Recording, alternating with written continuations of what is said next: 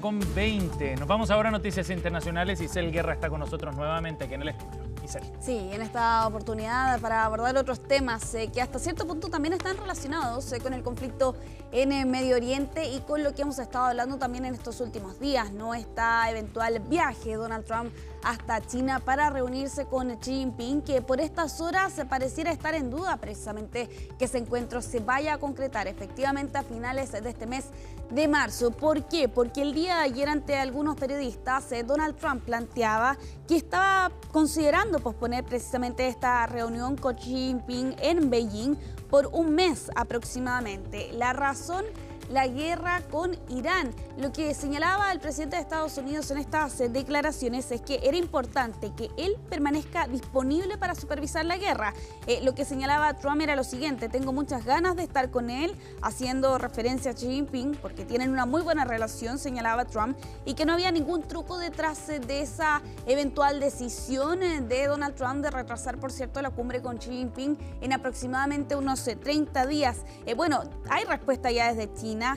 Señalaban que Beijing y Washington están dialogando sobre el momento y otros asuntos relacionados con la visita del presidente Trump hasta este país, y han negado, al menos desde Beijing, que la razón del aplazamiento sea por el estrecho de Hormuz, y esto por declaraciones que había expresado el propio presidente de Estados Unidos, donde apelaba precisamente a diversas naciones, entre ellos también los países miembros de la OTAN, a que realizaran y llevaran a cabo ese esfuerzo para permitir el funcionamiento normal y continuo del estrecho de Hormuz, y dentro de ese listado de países también incluía a China.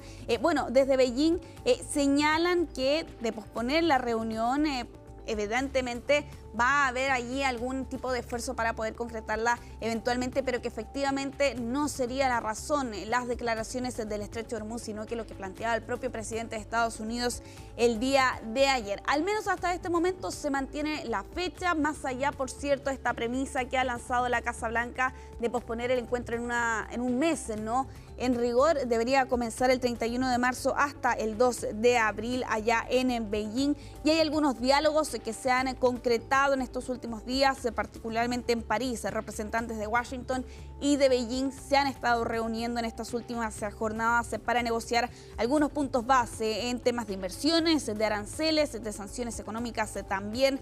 Todo esto cuando todavía pesa, por cierto, el recuerdo de lo que fue la cumbre, ¿no?, que se concretó el año pasado en octubre, ¿no? Veíamos esa imagen histórica después de 6 años, ¿no? Donald Trump reunido con Xi Jinping en Corea del Sur al margen de una cumbre que estaba ocurriendo por esa fecha precisamente en esa nación asiática, y sin duda, Seba, te diría la espera, ¿no?, para efectivamente volver a replicar esa imagen de Donald Trump y de Xi Jinping reunidos en un mismo salón. Claro, en un momento crítico en el escenario internacional, donde además me imagino que están en la mesa no solo los conflictos en curso, sino también otros que se pueden proyectar ya en el concierto asiático, digamos, sí, ¿no? A propósito de la situación en Taiwán y otras tensiones con Corea del Norte también, etc. Sí, siempre da, ¿no?, tema allí, por cierto, lo que pueda ocurrir entre Estados Unidos y Exacto. China, y todos los otros temas que también están sobre la mesa y que involucran precisamente a estas 12 naciones. A la espera entonces de que efectivamente se confirme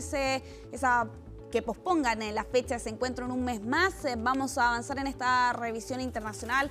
Esta es una de las imágenes de esta jornada. Nos vamos hasta Afganistán, precisamente con estos registros de un bombardeo, un ataque que ocurría en horas de esta madrugada en un hospital, y lo que señalan las autoridades del régimen talibán: más de 400 personas fallecidas, apuntan desde ese país, de muertes, ¿no?, relacionadas con este hecho que ocurría hace algunas horas atrás. 400 muertos, 250 heridos en un ataque aéreo que Afganistán está responsabilizando a Pakistán contra este hospital de rehabilitación para personas adictas a las drogas y que está ubicado en Kabul. Pakistán ya ha rechazado esta afirmación, incluso ha apuntado a que es falsa y engañosa. Dicen que atacaron con precisión, pero instalaciones militares e infraestructura de apoyo terrorista, haciendo alusión a que no son los responsables de este hecho que, según Afganistán, deja más de 400 personas fallecidas. Todo esto en medio también de un contexto que ha escalado en las hostilidades, sobre todo en estas últimas jornadas.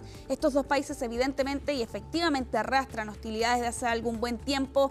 Son naciones que comparten 2.600 kilómetros de frontera, pero que en este último tiempo ha enfrentado una fuerte escalada. Hablando precisamente de China, una nación que ha sido mediadora en medio de estas dos naciones, incluso desde China planteaban ayer que estaban dispuestos a continuar con los esfuerzos para aliviar las tensiones entre estos dos países en medio de un conflicto que comenzó el mes pasado y que ha escalado muchísimo en este último tiempo, y particularmente, ¿no?, con este último hecho donde Afganistán está apuntando a que 400 personas perdieron la vida en este ataque a un hospital que albergaba a personas que estaban en rehabilitación por drogas. Desde Pakistán niegan cualquier responsabilidad. Bueno, es parte, por cierto, también de la retórica que hemos visto de estos dos países en este último tiempo. Lo cierto también es que las imágenes son bastante graves y elocuentes y dan cuenta, sin ir más lejos, por lo demás, de la destrucción que ocurría en este centro médico allá en Kabul durante esta jornada.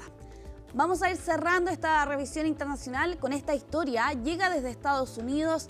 Ha llamado muchísimo la atención el caso de esta mujer. Es una escritora de un libro infantil sobre duelo que ha sido declarada culpable por la justicia de Estados Unidos como responsable del asesinato de su marido. Estamos hablando de Codie Richins de Utah, que escribió precisamente un año después de la muerte de su marido un libro infantil sobre cómo afrontar el duelo ante la pérdida de un ser querido. Y después de un proceso judicial, ahora ha sido declarada culpable por asesinato con agravantes por envenenar a su marido con fentanilo, una dosis 5 veces superior a la letal, a través de un cóctel que le habría servido en marzo del 2022. Los detalles son bastante escabrosos, Seba, y dan cuenta también, por cierto, de este caso. Aquí los fiscales afirmaron que ella tenía una deuda de 4,5 millones de dólares y que esta mujer creía erróneamente que iba a heredar una fortuna de 4 millones de dólares si es que su marido llegaba a morir. E incluso aquí la fiscalía planteó en su momento que ella estaba planeando su futuro con otro hombre en una relación extramarital. A esto además se suman también otros detalles. Aquí un forense apuntaba que algunas de las búsquedas en internet que hizo esta mujer momentos antes, ¿no?, de la muerte de su marido fue, por ejemplo, ¿cuál es una dosis letal de fentanilo? Cárceles de lujo para los ricos en Estados Unidos. Si alguien es envenenado, ¿cómo se registra en el certificado de función? Esas plantean aquí los medios locales, son algunos detalles que manejaba la fiscalía en medio de este caso. Y claro, el punto cúlmine detrás de esta historia es que ella escribió un libro titulado ¿Estás conmigo?, y que fue publicado un año después de la muerte de su marido. Lo escribió para ayudar a sus 3 hijos a sortear la pérdida de su padre, en un caso que llama muchísimo la atención, y con una decisión de la justicia que ya está firme, ¿no?, es declarada culpable. Habrá que ver finalmente cuál es la sentencia. Ella estaría enfrentando solo por el delito de asesinato con agravantes en rigor entre 25 años y cadena perpetua. Se va a conocer la sentencia el 13 de mayo, pero además hay otros detalles, Seba, en esta historia que parece literalmente para un libro. Por ejemplo, ya había intentado asesinar a su marido semanas antes, el 14 de febrero, pero no lo consiguió.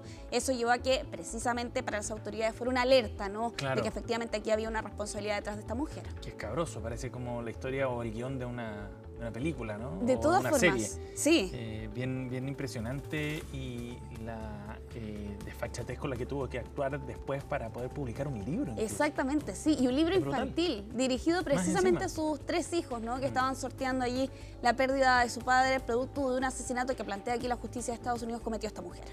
Increíble.